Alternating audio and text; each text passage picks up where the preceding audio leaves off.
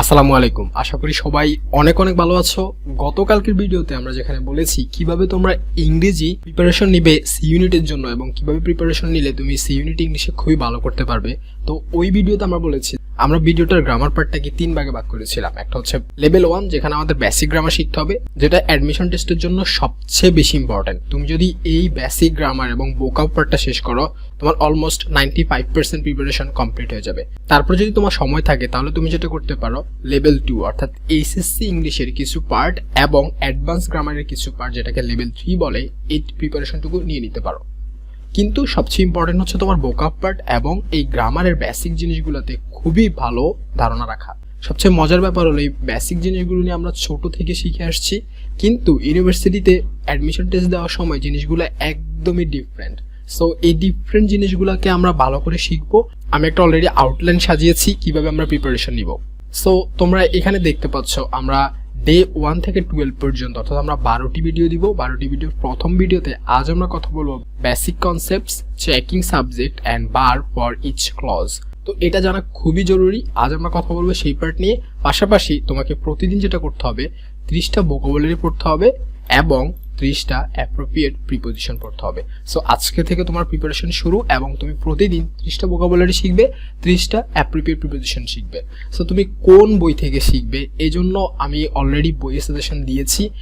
এক কথা বলতে গেলে তুমি অ্যাড্রয়েড অথবা অ্যাকিউরেট ইংলিশ স্কলার্সের সেটা থেকে ফলো করতে পারো। এছাড়া বাজারে যে কোনো বই ফলো করতে পারো, সব বইতে মোটামুটি একই রকম সবগুলো। তো চলো আজকের পার্টটা আমরা শুরু করি। আজ আমরা যেটা শিখবো, প্রথমে আমরা ক্লজ শিখবো, তারপর সেখান থেকে ফাইনিট নন ফাইনিট ভার্ব শিখবো এবং তারপরে আমরা ইউনিভার্সিটিতে আসা কোশ্চেন এরকম কিছু প্র্যাকটিস করব। তো দেখো, প্রথমে আমাদের যেটা বুঝতে হবে সেটা হলো সেন্টেন্স। সো এক বা একাধিক ক্লজ নিয়ে সেন্টেন্স গঠিত হয়। একটি ক্লজে একটি সাবজেক্ট ও একটি ফাইনিট ভার্ব থাকে। তার মানে প্রথম যে কথাটা আমরা দেখতে পাচ্ছি সেখানে আমরা বলছি এক বা একাধিক ক্লজ নিয়ে সেন্টেন্স গঠিত হয় এবং একটা ক্লজে অবশ্যই একটা সাবজেক্ট এবং ফাইনিট ভার্ব থাকবে। তো এই দুইটা কথা থেকে আমরা বুঝে গেলাম বাক্যের মূল উপাদান হচ্ছে দুটি, একটা হলো সাবজেক্ট আর একটা হচ্ছে ফাইনিট ভার্ব। তাহলে সাবজেক্ট আমরা প্রায় সবাই বুঝি, কিন্তু ফাইনিট ভার্ব কি এবং ফাইনিট ভার্বের মধ্যে আমরা অনেক সময় কনফিউজিং করে ফেলি।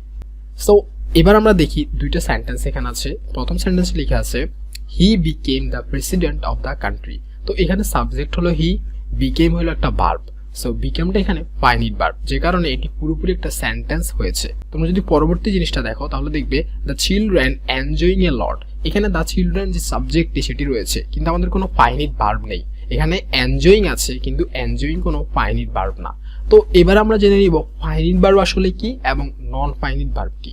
এখানে তোমরা দেখতে পাচ্ছ verb 1, verb 2, verb 3, verb 4, verb 5।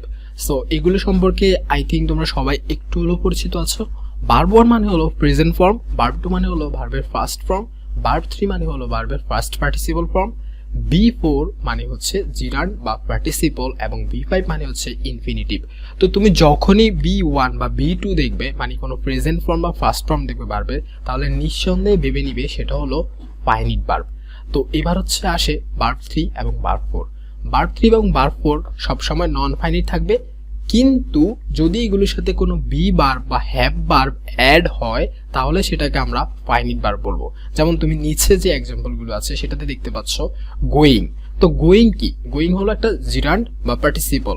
So going যদি বাক্যের শুরুতে ব্যবহৃত হয় নাউন হিসেবে তাহলে সেটা একটা জিরান্ড, কিন্তু বাক্যের মাঝখানে যদি অ্যাডজেক্টিভ হিসেবে ব্যবহৃত হয় সেটা একটা পার্টিসিপল। তো এই ইনফরমেশনটা মনে না রাখলেও হবে, যেটা বুঝতে হবে তোমাকে সেটা হলো গোয়িং যদি আলাদা বসে কোনো কিছু সামনে না থেকে তাহলে সেটা একটা নন ফাইনিট ভার্ব, কিন্তু গোয়িং এর আগে যদি এম হয় তাহলে সেটা হলো ফাইনিট ভার্ব। তার মানে আমরা বুঝতে পারছি এম কিন্তু একটা বলতে গেলে ভার্ব 1 বা ভার্বের প্রেজেন্ট ফর্ম। তো যেহেতু এই এম আছে সেহেতু আমরা বলবো যে এম এর সাথে যদি এম বা হ্যাভ এগুলোর সাথে যদি কোনো কিছু অ্যাড হয় তাহলে B3 এবং B4 ও ফাইনিট ভার্ব হয়। যেমন তোমরা দেখতে পাচ্ছ সিন। তো সিন কিন্তু আলাদা বসলে সেটাকে আমরা বলবো নন ফাইনিট ভার্ব, কিন্তু এখানে সিন হ্যাভ সিন হয়েছে। তো যেহেতু হ্যাভ একটা হ্যাভ ভার্ব, আমরা জানি হ্যাভ ভার্ব মানে হলো হ্যাভ, হ্যাজ, হ্যাড, আর বি ভার্ব মানে হলো am, is, are, was, were. তো এইগুলোর সাথে যদি আমার যেহেতু এখানে হ্যাভের সাথে সিন বসেছে সেহেতু আমরা বলতে পারি এখানে হ্যাভ সিন একটি ফাইনিট ভার্ব। আর B5 অর্থাৎ ইনফিনিটিভ সবসময় নন ফাইনিট ভার্ব থাকবে। সো আমরা বুঝে গেলাম যে ফাইনিট ভার্ব কি, নন ফাইনিট ভার্ব কি, এবং B3 B4 কিভাবে ফাইনিট ভার্ব হতে পারে এবং কিভাবে নন ফাইনিট ভার্ব হতে পারে। আই হোপ তোমরা এটাতে একদমই ক্লিয়ার হয়ে গিয়েছো। সো এবার আমরা দেখব ক্লজ। প্রথম জিনিসটা দেখলাম আমরা সেন্টেন্স, একটা সেন্টেন্সের মধ্যে অবশ্যই একটা ক্লজ থাকতে হবে এবং একাধিক ক্লজও হতে পারে। তারপরে দেখলাম ক্লজের মধ্যে একটা সাবজেক্ট থাকতে হবে এবং ফাইনিট ভার্ব থাকতে হবে। তো যেহেতু সাবজেক্ট সম্পর্কে আমরা জানি, সেহেতু আমরা ফাইনিট ভার্ব সম্পর্কে জেনে নিয়েছি। এবার আমরা দেখব ক্লজ আসলে কি রকম হতে পারে। তো ক্লজ প্রধানত দুই রকমের হতে পারে, একটা হচ্ছে ইন্ডিপেন্ডেন্ট আর একটা হচ্ছে ডিপেন্ডেন্ট। ইন্ডিপেন্ডেন্ট মানে হচ্ছে স্বাধীন, অর্থাৎ ওই অংশটা, বাক্যের ওই অংশটা অন্য কোনো যদি কোনো কিছু নাও থাকে তারপরে সেটা একটা পুরোপুরি মিনিং দিবে এবং সেটার গ্রামাটিক্যালি কারেক্ট হবে। অন্যদিকে ডিপেন্ডেন্ট মানে হচ্ছে যদি ডিপেন্ডেন্ট ক্লজটা কোনো অর্থ প্রকাশ করতে হয় তাহলে একটা ইন্ডিপেন্ডেন্ট ক্লজের অবশ্যই সাহায্য লাগবে। তো ডিপেন্ডেন্ট ক্লজ আবার তিন প্রকার, noun clause, adjective clause, adverb clause, যেগুলো সম্পর্কে আমরা পরবর্তী ভিডিওতে খুবই ডিটেলস আলোচনা করব এবং এগুলো অ্যাডমিশন টেস্টের জন্য খুবই ইম্পর্ট্যান্ট। সো আমরা এখানে দুটি সেন্টেন্স দেখতে পাচ্ছি। প্রথম সেন্টেন্সটিতে going to his office I found him sleeping. তো এখানে যদি আমি বলি গোয়িং টু হিজ অফিস, এই পার্টটার থেকে আমি কোনো ফাইনিট ভার্ব দেখতে পাচ্ছি না, কারণ এখানে গোয়িং আছে আর আমরা জানি গোয়িং মানে হচ্ছে B4 এবং যেহেতু এটার আগে এম নেই বা ইজ নেই বা আর নেই বা ওয়াজ ওয়ার নেই, সেহেতু এটি একটি নন ফাইনিট ভার্ব। তার মানে প্রথম অংশটা একটা কোনো ক্লজই না। তাহলে প্রথম অংশটা কি? প্রথম অংশটা হচ্ছে ফ্রেজ। পরবর্তী যে অংশটা সেখানে লিখে আছে আই ফাউন্ড হিম স্লিপিং। এখানে একটা সাবজেক্ট আছে আই, ফাউন্ড একটা ফাইনিট ভার্ব, কারণ ফাউন্ড হচ্ছে B2 বা ভার্বের ফার্স্ট ফর্ম। তো সেহেতু আমরা বলতে পারছি আই ফাউন্ড হিম স্লিপিং, এটি একটি ক্লজ। তো আমরা এখন যদি বলি আই ফাউন্ড হিম স্লিপিং, আমি তাকে ঘুমাতে দেখেছি, এটা কিন্তু পুরোপুরি একটা মিনিং প্রকাশ করে। তার মানে এটা একটা ইন্ডিপেন্ডেন্ট ক্লজ। তার মানে একটা সেন্টেন্স বানাতে হলে অবশ্যই সেখানে মিনিমাম একটা ইন্ডিপেন্ডেন্ট ক্লজ লাগবে। তাহলে আমরা এখন থেকে বুঝলাম একটা সেন্টেন্স বানাতে হলে সেখানে অবশ্যই একটা ইন্ডিপেন্ডেন্ট ক্লজও লাগবে। So I found him sleeping, এটা আমরা ইন্ডিপেন্ডেন্ট ক্লজ পেলাম। তাহলে ডিপেন্ডেন্ট ক্লজ কি? দ্বিতীয় সেন্টেন্সটিতে আমরা দেখতে পাচ্ছি the president kept none of the promises that he had made. তো এইখানে কিন্তু আমরা দুটো আলাদা আলাদা অংশ দেখতে পাচ্ছি। একটা হলো কালো কালিতে যেখানে লেখা the president kept none of the promises, তারপর দ্যাট হি হ্যাড মেড। এখানে একটা অংশ হলো ডিপেন্ডেন্ট ক্লজ আর একটা হচ্ছে ইন্ডিপেন্ডেন্ট ক্লজ। তো ডিপেন্ডেন্ট ক্লজটা হলো এই যে দ্যাট এর পরে যে অংশটা আছে দ্যাট হি হ্যাড মেড, এটা হচ্ছে ডিপেন্ডেন্ট ক্লজ। কেন? কারণ আমরা যদি কাউকে বলি দ্যাট হি হ্যাড মেড, এটা কি কোনো পুরোপুরি অর্থ প্রকাশ করবে? অবশ্যই করবে না। তুমি যদি কাউকে গিয়ে বলো দ্যাট হি হ্যাড মেড, তার মানে হচ্ছে এখানে আকাঙ্ক্ষা থেকে যাচ্ছে যে কি বানাইছে বা কি একটা দিছে, এরকম কোনো কিছু। সো তুমি যেহেতু এখানে একটা আকাঙ্ক্ষা থেকে যাচ্ছে, সেহেতু এটা পুরোপুরি একটা সেন্টেন্স হচ্ছে না, অর্থাৎ গ্রামাটিক্যালি কারেক্ট পুরোপুরি সেন্টেন্স হচ্ছে না, সেহেতু এটি একটি ডিপেন্ডেন্ট ক্লজ। এইটার যে অর্থটা সেটা কিন্তু আমরা যদি আগের অংশটা অ্যাড করি, যেমন the president kept none of the promises, অর্থাৎ প্রেসিডেন্ট কোনো প্রমিসই রাখেনি। সো যেহেতু কোনো প্রমিসই রাখেনি, এটা যদি আমরা আলাদাভাবে বলি the president kept none of the promises, এটা কিন্তু একটা পুরোপুরি গ্রামাটিক্যালি কারেক্ট এবং এটাকে আমরা বলবো ইন্ডিপেন্ডেন্ট ক্লজ। আর এই ইন্ডিপেন্ডেন্ট ক্লজের সাহায্যেই কিন্তু দ্যাট হি হ্যাড মেড এটাও একটা অর্থ প্রকাশ করেছে। তার মানে ইন্ডিপেন্ডেন্ট ক্লজ হলো যেটা পুরোপুরি আলাদা একটা অর্থ প্রকাশ করবে এবং ডিপেন্ডেন্ট ক্লজ হলো যেটা এই ইন্ডিপেন্ডেন্ট ক্লজের সাহায্যে একটা অর্থ প্রকাশ করবে। এবং যদি ইন্ডিপেন্ডেন্ট ক্লজটা না থাকে তাহলে ডিপেন্ডেন্ট ক্লজ শুধুমাত্র বসে একটা সেন্টেন্স তৈরি করতে পারে না। তাহলে আমরা কিভাবে বুঝবো কোনটা ডিপেন্ডেন্ট ক্লজ? ওকে, ডিপেন্ডেন্ট ক্লজ বোঝার সবচেয়ে সহজ উপায় হলো একটা ক্লজ মার্কার থাকবে। আমরা এখানে দ্যাট দেখতে পাচ্ছি, দ্যাট একটা ক্লজ মার্কার। এখন কথা হলো ক্লজ মার্কার তাহলে কি? সো একটা কথা বলে নেই, ডিপেন্ডেন্ট ক্লজের আগে অবশ্যই একটা ক্লজ মার্কার থাকবে। সেটা যদি ডিপেন্ডেন্ট ক্লজটা বাক্যের প্রথমেও হয় তারপর একটা ক্লজ মার্কার থাকবে, সেটা যদি মাঝখান থেকেও শুরু হয় তারপরে সেখানে একটা ক্লজ মার্কার থাকবে। তো এবার জেনে নেই ক্লজ মার্কার কি। ক্লজ মার্কার হলো রিলেটিভ প্রোনাউন এবং সাবঅর্ডিনেটিং কনজাংশন। তার মানে হচ্ছে রিলেটিভ প্রোনাউন কোনগুলো? হু, হুইচ, দ্যাট, এগুলো। সাবঅর্ডিনেটিং কনজাংশন কোনগুলো? যেমন দো, অলদো, অ্যাজ, সিন্স, এটসেট্রা। তো রিলেটিভ প্রোনাউন তো এরকম অনেকগুলো আছে এবং সাবঅর্ডিনেট কনজাংশনও এরকম অনেকগুলো আছে। তাহলে আমরা কিভাবে এটা পার্থক্য করে তুলব? তো আমরা যদি একটু কনজাংশনের দিকে তাকাই, কনজাংশন হলো দুই রকমের, একটা সাবঅর্ডিনেটিং আর একটা কোঅর্ডিনেটিং। তো কোঅর্ডিনেটিং কনজাংশন বলতে আমরা যেগুলো দেখি সেগুলো হলো ফর, অ্যান্ড, নর, বাট, অর, ইয়েট, সো। এইগুলো ছাড়া যতগুলো আছে সবগুলো হলো আমাদের জন্য ক্লজ মার্কার। সো আমরা আজকে থেকে জানবো ফর, অ্যান্ড, নর, বাট, অর, ইয়েট, সো এগুলো হলো কোঅর্ডিনেটিং কনজাংশন। তো আমরা জানি কোঅর্ডিনেটিং কনজাংশন ক্লজ মার্কার হতে পারে না, ক্লজ মার্কার হবে রিলেটিভ প্রোনাউন এবং সাবঅর্ডিনেটিং কনজাংশন। তো আজকে থেকে ফর, অ্যান্ড, নর, বাট, অর, ইয়েট, সো এগুলো ছাড়া যতগুলো কনজাংশন আছে বা যতগুলো আমাদের বাক্যকে জোড়া লাগাবে সেগুলো হলো ক্লজ মার্কার। তো ক্লজ মার্কার এবং কোঅর্ডিনেটিং কনজাংশন এটার মধ্যে আরেকটা ইন্টারেস্টিং জিনিস আছে, সেটা হলো আমরা অনেকেই জানি এটা, ক্লজ মার্কার থাকলে সেটাকে আমরা বলবো কমপ্লেক্স সেন্টেন্স, এবং ক্লজ মার্কার থাকলে সেখানে আলাদা আলাদা দুইটা ক্লজ থাকবে, এবং একটা ক্লজ থাকবে ডিপেন্ডেন্ট ক্লজ, আরটা থাকবে ইনডিপেন্ডেন্ট ক্লজ। অন্যদিকে কোঅর্ডিনেটিং কনজাংশন থাকলে সেখানেও দুইটা আলাদা আলাদা ক্লজ থাকবে, কিন্তু দুইটা ক্লজই ইন্ডিপেন্ডেন্ট হবে, অর্থাৎ দুইটা ক্লজই নিজেদের আলাদা মিনিং আছে। তো আমরা একটু আমাদের যেই উদাহরণগুলো আছে সেখানে চলে যাই। এখানে লিখে আছে when she arrives I will meet him। So এখানে আমরা দুইটা পার্ট দেখতে পাচ্ছি, একটা হচ্ছে when she arrives আর একটা হচ্ছে I will meet him। তো অলরেডি আমরা জেনে গেছি when হচ্ছে একটা ক্লজ মার্কার, আর ক্লজ মার্কার যে পার্ট শুরু হয় সেটা হলো একটা ডিপেন্ডেন্ট ক্লজ। তো এখানে আমরা যে পেয়ে গেলাম এটা হচ্ছে একটা ডিপেন্ডেন্ট ক্লজ, অন্যদিকে I will meet him একটা ইন্ডিপেন্ডেন্ট ক্লজ।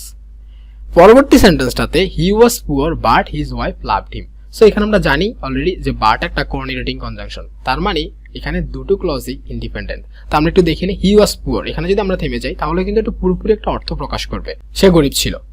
এবং আমরা যদি বলি আবার হিজ ওয়াইফ লাভড হিম, তার বউ তাকে ভালোবাসতো, তো এটাও কিন্তু আলাদা একটা পুরোপুরি অর্থ প্রকাশ করে। সো দুটোই যেহেতু ইন্ডিপেন্ডেন্ট ক্লজ, দুটোই পুরোপুরি অর্থ প্রকাশ করে, একটা একটার সাহায্য ছাড়া সেখানে আলাদাভাবে বসতে পারে, সেহেতু আমরা এটাকে বলছি ইন্ডিপেন্ডেন্ট ক্লজ। তো বাক্যে যদি দুটোই ইন্ডিপেন্ডেন্ট ক্লজ থাকে সেটাকে আমরা বলি কম্পাউন্ড সেন্টেন্স, এবং বাক্যে যদি একটা ডিপেন্ডেন্ট ক্লজ একটা ইন্ডিপেন্ডেন্ট ক্লজ থাকে সেটাকে আমরা বলি কমপ্লেক্স সেন্টেন্স। তার মানে হলো যে when she arrives I will meet him এটা একটা কমপ্লেক্স সেন্টেন্স, অন্যদিকে he was poor but his wife loved him এটা একটা কম্পাউন্ড সেন্টেন্স। আই হোপ আমরা ক্লজ মার্কার নিয়ে আমাদের কোনো কনফিউশন নেই, এন্ড কনফিউশন থাকলে কমেন্ট বক্স অবশ্যই জানাবে। সো এবার আমরা দেখবো প্র্যাকটিস। এই যে আজকে আমরা এতটুকু শিখলাম, এটা থেকে আমরা দেখি আমরা সবগুলো জিনিস পারি কিনা। সো প্রথমে যেই এক্সাম্পলটি আছে সেটা হলো ইউজুয়ালি পলিটিক্যাল কার্টুনস, তারপর আমাদের জন্য একটা গ্যাপ আছে এবং সেখানে আমাদেরকে নিচের অপশনগুলো বসাতে হবে, তারপর লিখে আছে on the editorial page of A news paper. তো আমরা কিন্তু আজকে প্রথমেই বলেছি যে একটা সেন্টেন্স হতে হলে সেখানে অবশ্যই একটা ক্লজ থাকতে হবে, মিনিমাম একটা ক্লজ, আর একটা ক্লজ হতে হলে সেখানে অবশ্যই একটা সাবজেক্ট থাকতে হবে এবং একটা ফাইনাইট ভার্ব থাকতে হবে। তো আমরা দেখি তো এখানে কোনো সাবজেক্ট আছে কিনা। ওকে, এই যে আমরা পেলাম পলিটিক্যাল কার্টুনস, এটা একটা সাবজেক্ট। এবার আমরা দেখি এখানে কোনো ফাইনাইট ভার্ব আছে কিনা। সো আমরা এখানে কোনো ফাইনাইট ভার্ব পাচ্ছি না, তার মানে আমাদের এই গ্যাপের মধ্যে একটা ফাইনাইট ভার্ব বসাতে হবে। তো কোথায় কোথায় ফাইনাইট ভার্ব আছে? অ্যাপিয়ার, এখানে একটা ফাইনাইট ভার্ব আছে। হুজ অ্যাপিয়ারেন্স, এখানে কোনো ফাইনাইট ভার্ব নেই। বাই অ্যাপিয়ারিং, এখানেও কোনো ফাইনাইট ভার্ব নেই, তার মানে বি আর সি বাদ। এবার আসে ডি, when appear, এখানেও একটা ফাইনাইট ভার্ব আছে, তাহলে আনসার হবে এ বা ডি। এখন আমরা দেখি এ হবে নাকি ডি হবে। সো এখানে যদি আমরা বলি যে আমরা যদি whenটা ব্যবহার করি, যেহেতু when একটা ক্লজ মার্কার, তো ক্লজ মার্কার বসাতে হলে কিন্তু সেখানে দুটো ক্লজ হবে। আমরা একটু আগে বলেছি ক্লজ মার্কার আমরা সেখানেই বসাবো যেখানে শুধুমাত্র কমপ্লেক্স সেন্টেন্স হবে। তো আমরা জানি কমপ্লেক্স সেন্টেন্সের দুটো পার্ট থাকে, একটা হচ্ছে ডিপেন্ডেন্ট ক্লজ আর একটা হচ্ছে ইন্ডিপেন্ডেন্ট ক্লজ।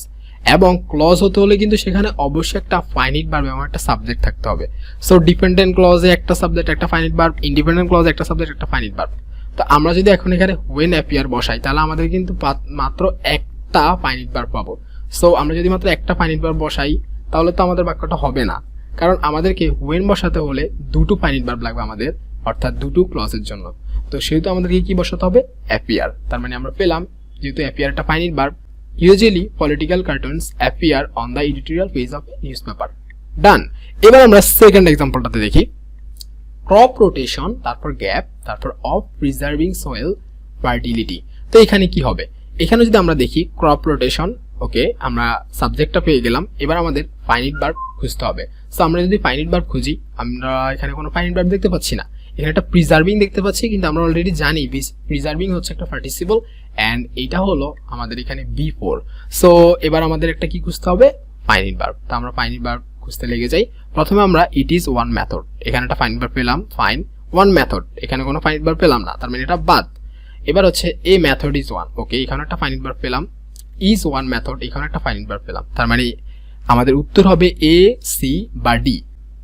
ওকে, সো আমরা এবার এ দেখি, এতে লিখে আছে ইট ইজ ওয়ান মেথড। তো এখানে কিন্তু ক্রপ রোটেশন অলরেডি একটা সাবজেক্ট আছে এবং ইট আর একটা সাবজেক্ট, তো এটা কিন্তু আমাদের দুটো সাবজেক্ট হয়ে যায়, সেজন্য এই অপশনটা বাদ।